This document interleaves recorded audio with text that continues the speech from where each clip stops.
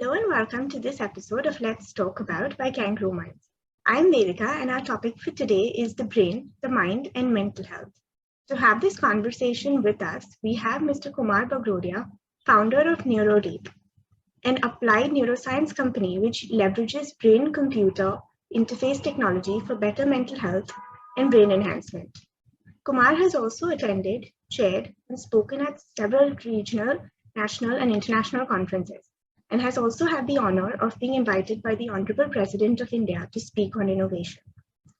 However, before we begin our conversation today, we would like to put out a trigger warning for our audiences. If at any point during this conversation, should you find any of the topics triggering or distressing, we urge you to take a step back and look after yourself. Should you need any additional support resources, you can also find them on our website. Now, without taking much time, let's dive in to hear more from him. Welcome to the episode, Kumar. It's an absolute pleasure to have you with us today, and we're really looking forward to the insights that you're going to bring with your work and your understanding in this space. Thank you. A pleasure to be with you. So, before we get into more of the tech stuff, I think I'm going to ask you one of the more basic questions to start off the conversation. And I think that would be around, how would you distinguish between the brain and the mind? And, how does that fit in with the conversation around mental health? It's an important question and a very important and basic differentiation. Mind really is an intangible. You can't touch it, you can't see it. The brain, on the other hand, is your tangible organ. And the mind really is a manifestation of your thoughts, reasoning, determination, memory, judgment, your ideals, values, all of that, which are honestly generated from the brain. So a bad analogy, but think of the brain as hardware and the mind as software, right?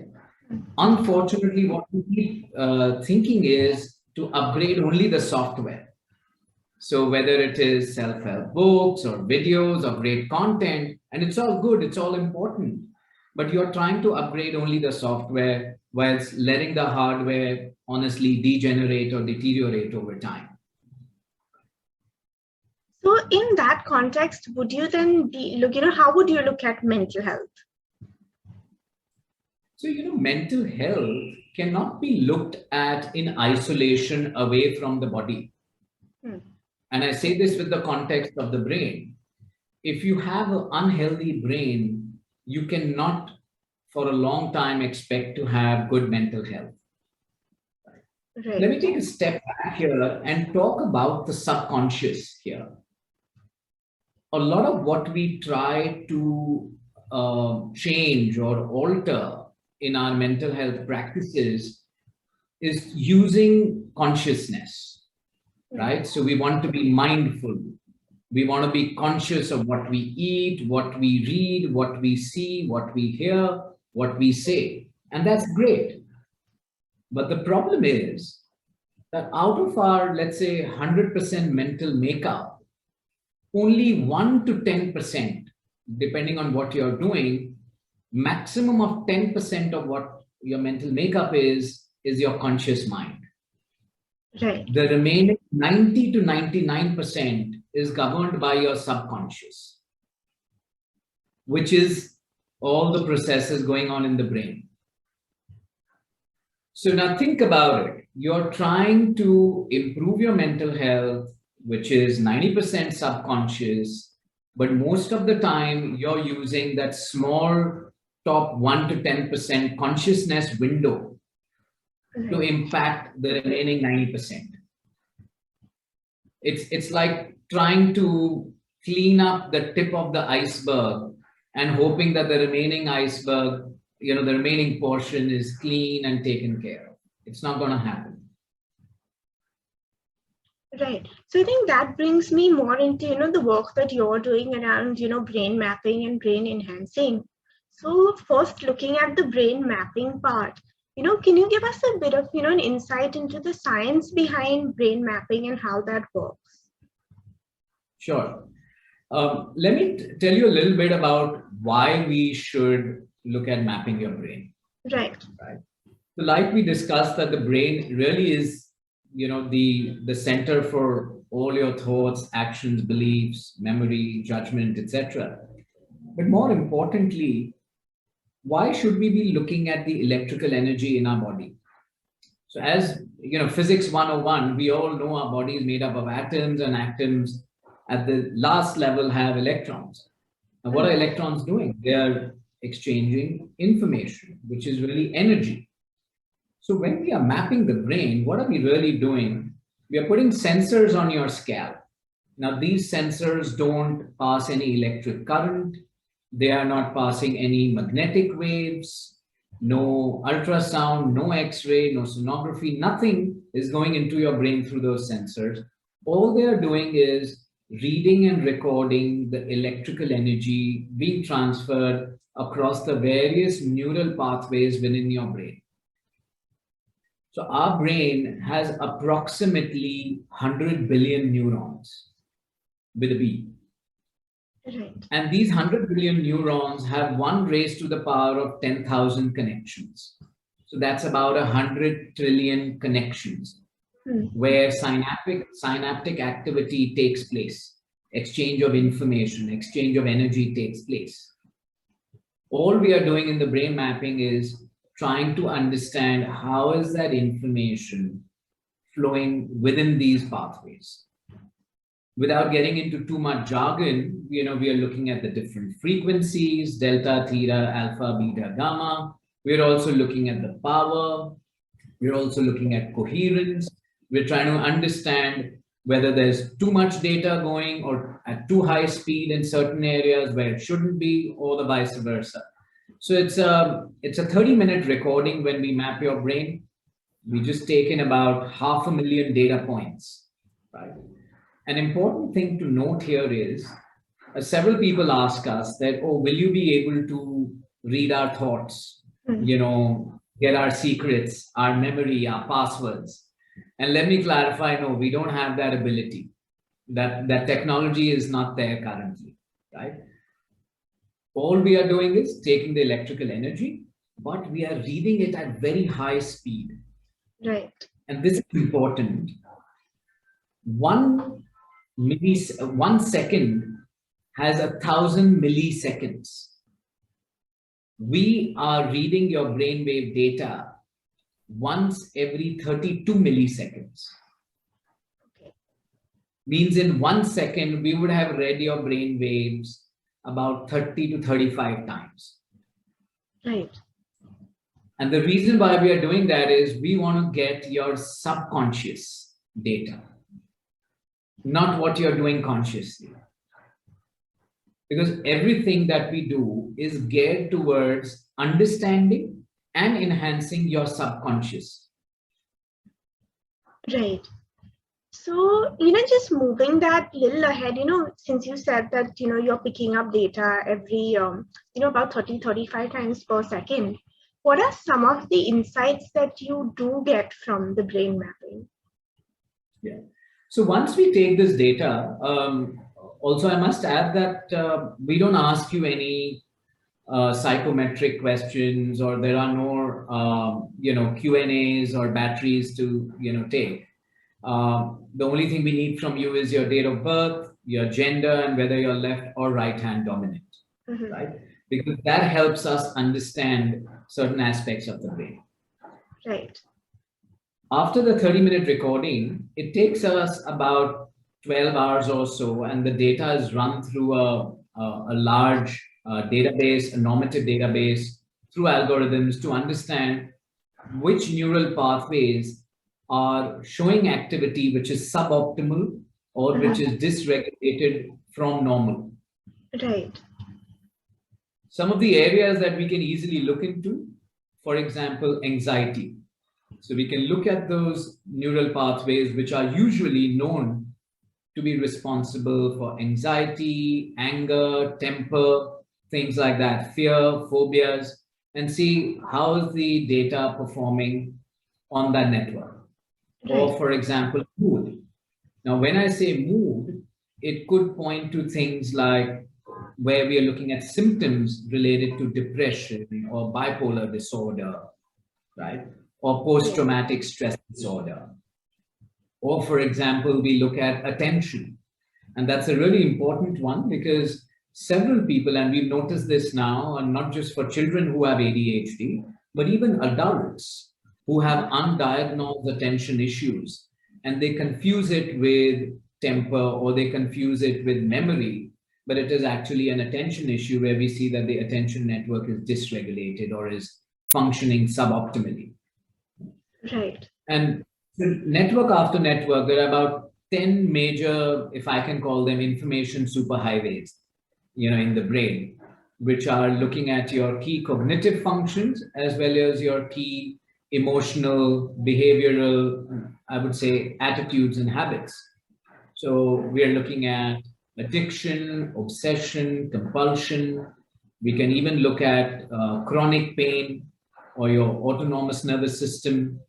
We are able to look at your learning abilities, your social skills, how comfortable are you in, let's say, large gatherings or smaller ones, executive functions.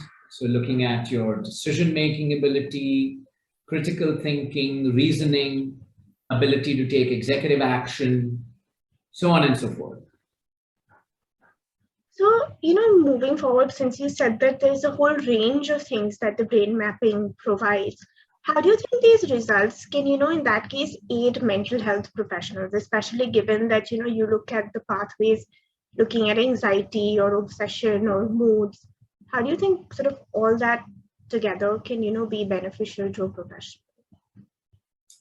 So there are 2 or 3 ways to think about this. And I think one of the key factors is that people need to realize that a lot of our current state of mind, whether it is fear or grief or sadness or trauma, has got to do a lot with the environment around us, right? And many a times, just when that environment changes, you feel better or worse. Right. It's also got to do with the food you consume, the amount of sleep you had, exercise or lack of it thereof. I'm not sure whether the current mental health diagnosis takes all of this into account. Mm-hmm. And I see hundreds of clients who come to us who've, I would say, in a rush, been prescribed an antidepressant or in a rush been given a diagnosis of ADHD or whatever. Mm-hmm. And they are on medicine for years and years, sometimes decades, right? What if you had a tool to be able to look at the neurobiological response that your body is providing given the environment it is in? So yes, sometimes changing an environment itself is all that's required. Many times, the problems are now deep rooted and just an environmental change is not going to help. Right?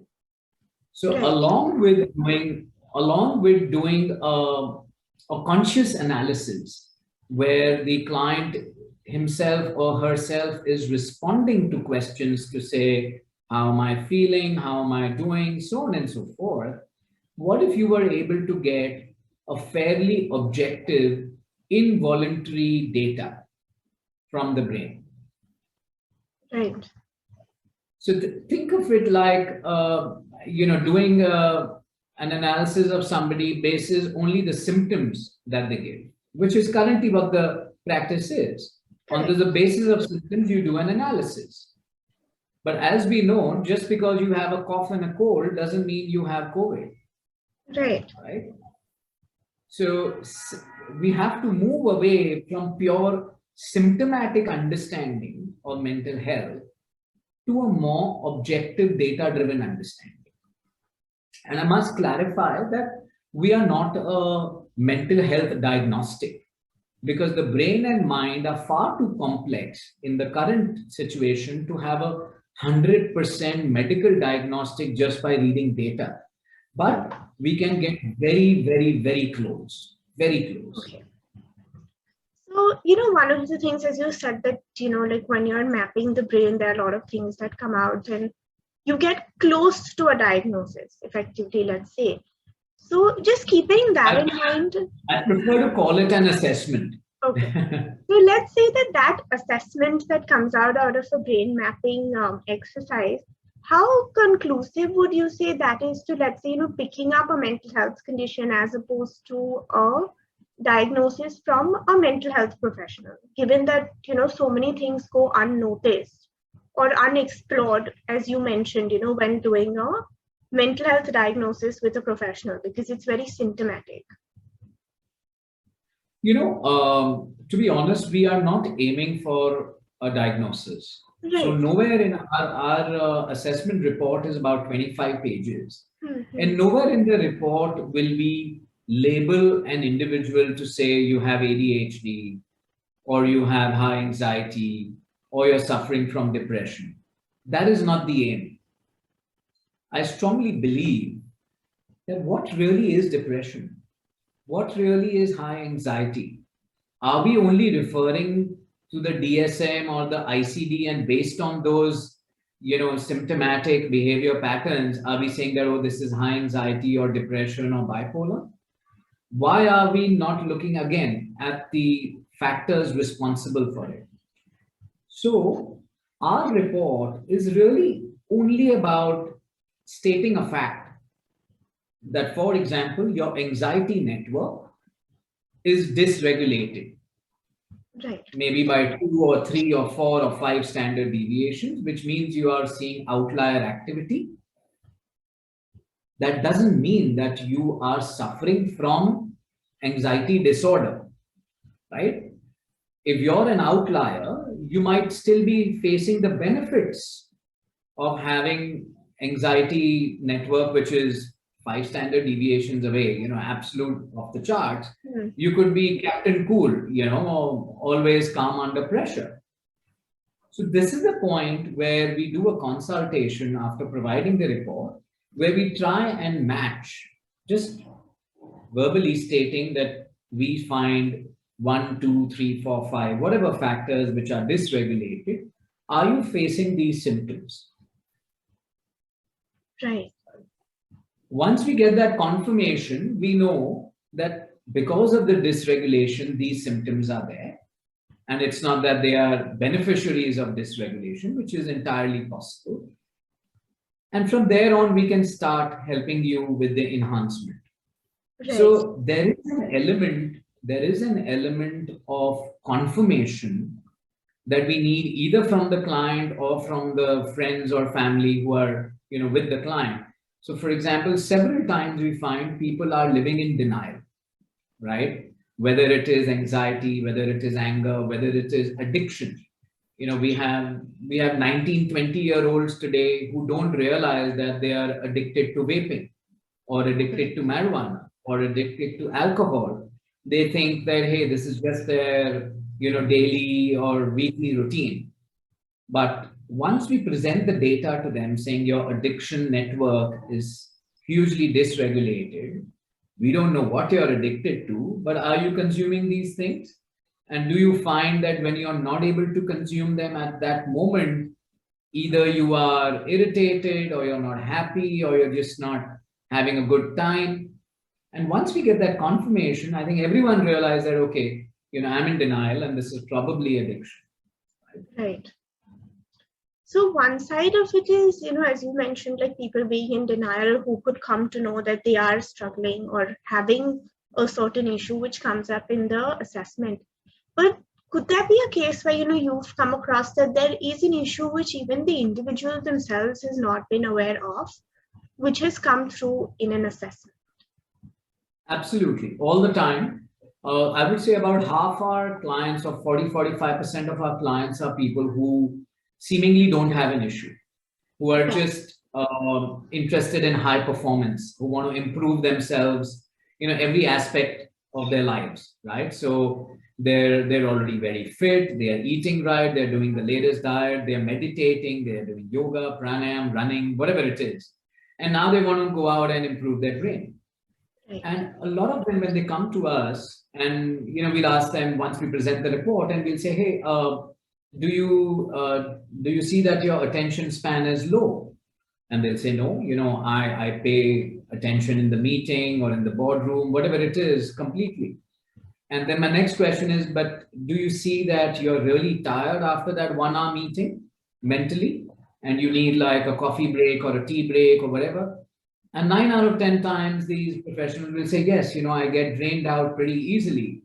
And I'm like, "That's because your attention network here is so dysregulated. But consciously, you are putting all your mental resources and energy into staying focused or being attentive for that 1.5 hours that you're drained." Right. So everything that you do, whether it's a emotional process or whether it's a process of attention or focus or concentration or memory or maths or analytical skills, you are using tremendous energy from within the brain. I'm not sure if you know, but our brain consumes at least 1/3 of our energy. The body's 1/3 calorific consumption is through the brain, which is why we will find, for example, at the end of a business day, if somebody comes to you, for example, with a new idea or a Excel spreadsheet to work on, and you'll say, "Oh, you know what? Let me look at it tomorrow with a fresh mind." Right. Has that happened? Right? Right. So here's my question. What is a fresh mind? The mind, as we know, is intangible.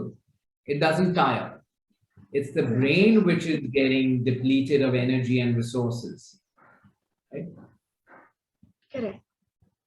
So those are some of the things that we see pretty much all the time, whether it's for attention, whether it's for mood, whether it's for obsession, compulsion, several aspects come up in the assessment. Okay. So now just moving a little ahead from, the assessment part to the enhancement part. So can you tell us a little bit about, like how does the brain enhancement work and how safe would that be? Sure.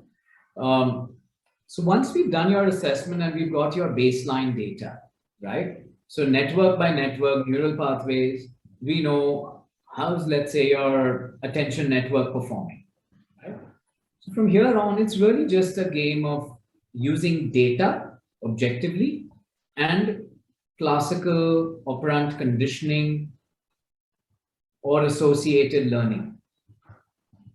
What we do is we again have the client sit in a comfortable chair, place the same sensors on the head that were used for the assessment. So again, non-invasive, no magnetic waves, nothing going inside the brain.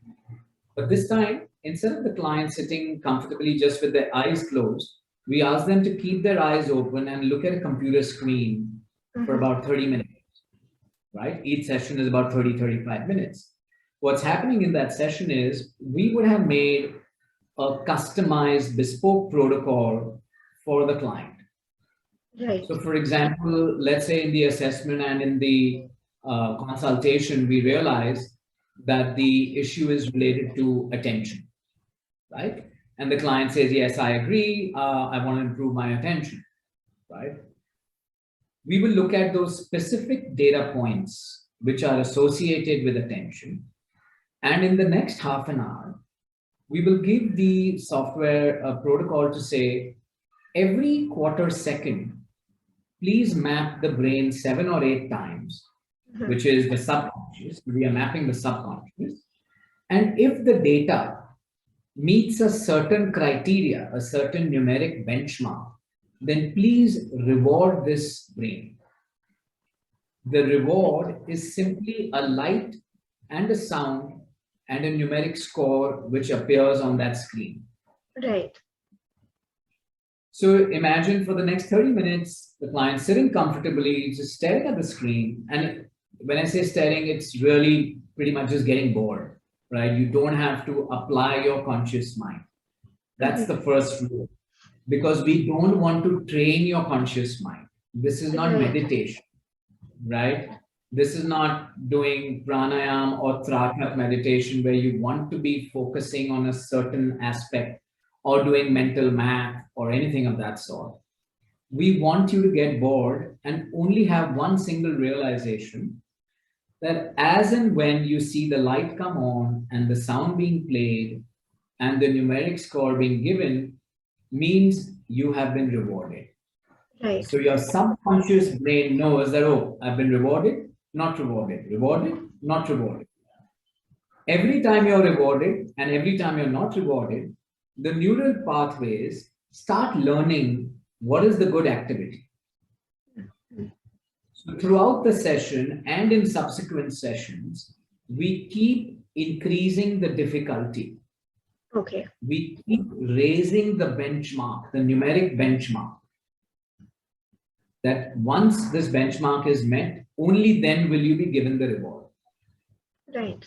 So over a series of sessions, what we have done is we kept increasing the difficulty, and your brain, the subconscious, actually starts self-regulating, which means it starts behaving in a manner which is for its better long-term interest, because it's being rewarded correctly. Right. So over a period of 20 or 30 or whatever number of sessions, we have reduced the suboptimal activity, or we have reduced the dysregulation in that network. So the absence of dysregulations or the reduction of suboptimal activity means that network is automatically performing better. So just, you gave us the example of attention and, improving an attention span. But what are some other areas in which, the enhancement can help with? So we've helped people with mood disorders, depression, bipolar disorder, anxiety, people get panic attacks or addiction, smoking, marijuana, alcohol. Right. Our latest one now, where we've had tremendous success, is eating disorders and food. Several people, I think, several people want to lose weight or just get fitter, but they might go to the best nutritionist or figure out the best diet plan, but it doesn't work for very long because they are not able to stick to it. Right. Right. And there could be several reasons. It could be dysregulations in your network responsible for willpower and taking executive action. It could be dysregulations in mood and anxiety. It could be dysregulations related to obsessions and compulsion. So either you're mood eating, you're anxiety eating, or you're compulsively eating certain foods, or you're addicted to certain things, or you just don't have self-control and willpower. All of these we've been able to correct. And, people have lost like 20, 30 kgs in a matter of months because they've been able to correct their lifestyle after our therapy. Right. So I'm going to ask you another, very specific case, but, as you mentioned, eating disorders, obviously, the main thing here is that, the person themselves recognize a problem and they want to work towards it, because it's not just, because for a lot of people, comfort eating could literally be comfort eating, or, eating disorders becomes a very tricky subject. But looking at migraines, for instance, we know that, migraines have an underlying physical health condition, but they also have underlying mental health reasons sometimes, for instance, how depression can trigger migraines. So do you think a brain mapping and an enhancement would be able to deal with both these aspects of a migraine? Thank you for that question. And, we've actually helped several people with migraine who've had, and most of them tend to be women who've had migraine, right from puberty till, let's say, age 40, 50, even 55, 60, I think our oldest client. And, from one extreme where the person would, let's say, get migraines every 10 days or 15 days, which would last for almost 2 days at a time, where you're not able to live with any kind of sound or noise around you. You don't want any light. Everything should be dark, and you're just taking painkillers. From that extreme, we've got people to getting a regular headache, which is for maybe 2 to 4 hours, and it comes once in 6 months. Right. So do we have cure? No, I don't like to use the word cure for anything to do with the brain or mind. But yes, can we get you to a way better place? Certainly. And we've done it all the time. Right. I think, you just mentioned the very interesting thing about like, using the word cure when it comes to the mind and the brain. And a lot of people do use it, and especially in a mental health context. The concept of recovery is given quite a bit. And, maybe sometimes, as you rightly mentioned, it's just about better managing or just being able to deal with what you're going through. So do you think in view of that, for instance, would a brain enhancement help someone like reduce the psychiatric medication that they take, or would it lead to a less need for professional help and therapy? Absolutely. And again, I'm saying this out of experience. So in the last 4.5 years, several clients, we've been able to help them get off first sleeping pills, anti-anxiety medication, antidepressants, bipolar disorder medication. Yeah. And yes, there is withdrawal effects, and people should be prepared to battle out withdrawal. But we have people now who are medication free for 3, 4, almost or close to 5 years as well, who've been Right. medication free and who were earlier on medication for 10, 20, 30 years. Some of them had maxed out the recommended dosage, they couldn't go any further. You start seeing the debilitating side effects, the lack of any quality of life. I would say you're pretty much neutered, mentally. You're just neutered with those Right. medications. And unfortunately, we are living in a world where we've been missold to and misguided. There is zero evidence available, zero evidence that you should be on an antidepressant or an anti-anxiety medication or ADHD medication for years. There is no study that you should be on it for so long. So we've been able to help people with that. And I would encourage people to look at a life, if possible, not just using us. I mean, there are several ways where you can enhance your brain and enhance your mental health over a period of time. It requires a lot of grit, a lot of determination, a lot of patience to do it in a fine-tuned manner, so that you can face the withdrawal properly and get over it. I think because, as you mentioned, that is one thing which a lot of people have that concern over, especially when it comes to psychiatric medication. Just given how not just it becomes a crutch at times, right? You need to be very careful when it comes to taking medication, because even with professionals, we've seen, especially even in a country like India, how overprescribed um, medication becomes. So I'm pretty sure for a lot of people, enhancement could be something to particularly look at coming off medication. Where do you think brain mapping and brain enhancement stands when it comes to looking at paradigms such as, ethics and consent and confidentiality? Sure. A great question. So one, we maintain confidentiality or privacy of our clients and the data, just as any other, organization which is dealing with sensitive data would do. We do get several clients who are willing to share their great experience with us. And we have those testimonials, etc. But otherwise, we don't, disclose their identity. Even when we do the analysis of the data, it is all anonymized. So it'll just say male, 30 years old, left or right-handed, and that's about it, right? In terms of ethics, we are not using this data for any other, purpose. There is no neuromarketing going on. We are not selling anything to you on the basis of your data.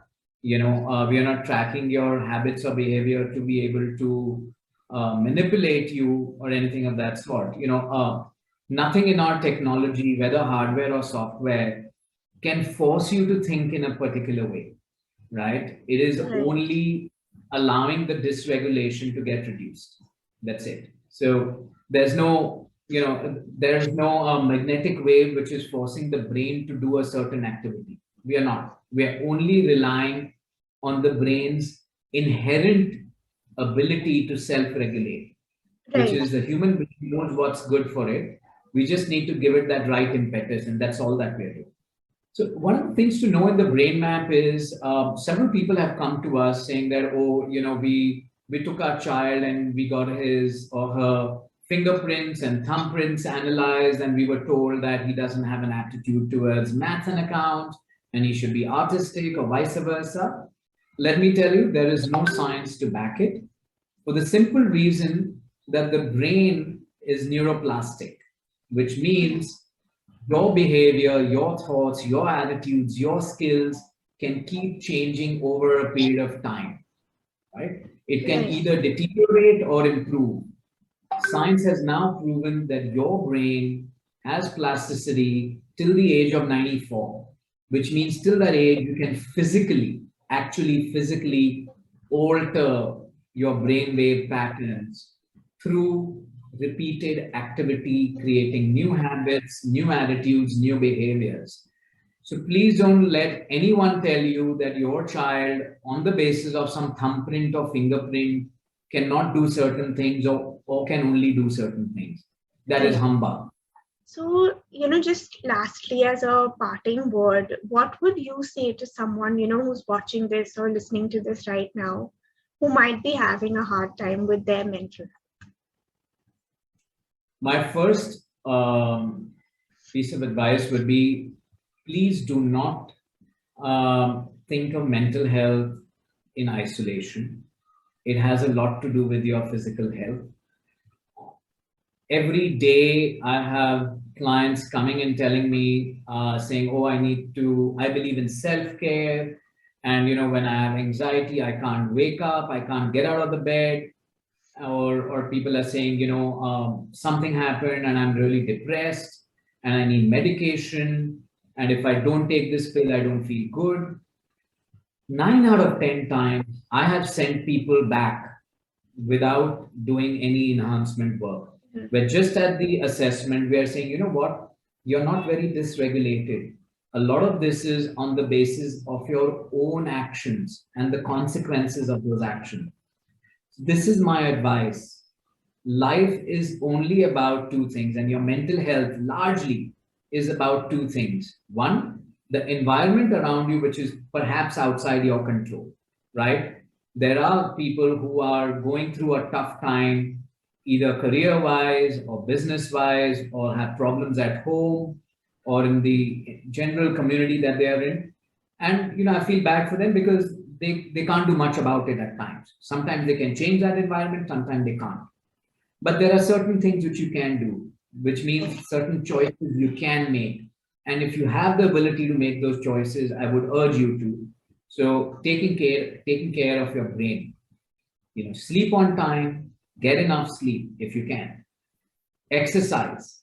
I know it's easy to say that, but most people will use, unfortunately, mental health issues as a crutch not to exercise. And that becomes a vicious cycle. If you don't take care of your body, you're actually not taking care of your brain. Right. The reason is your brain only needs oxygen and glucose. And if you give it less oxygen, it cannot survive. If you don't give it enough water, it cannot function properly. So when you exercise, you're increasing the oxygenation in your blood, for your brain. When you're eating right, you're giving it the right kind of nutrition, the right amount of glucose at the right times, the right nutrients.